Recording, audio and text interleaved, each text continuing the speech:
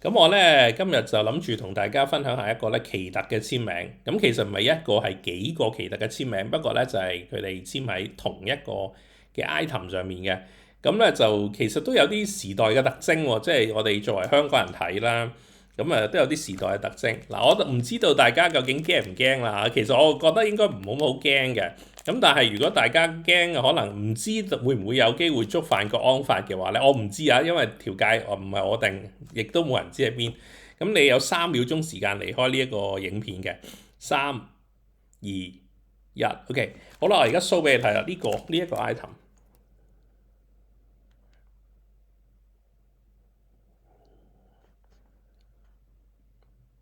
咁呢個 item 咧，你見到咧，其實就係呢個香港百年啊紀念風，咁就係當年嘅職工盟出嘅首日風啦。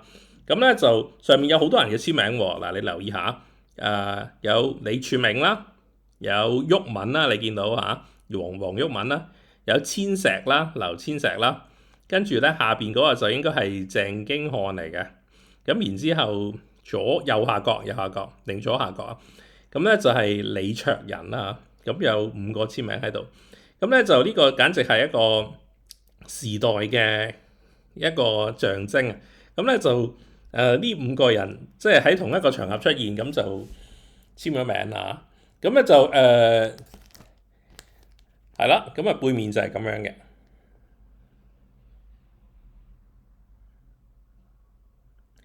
咁呢個一個好有趣嘅 item 啦，咁就分享下俾大家睇下，係啦。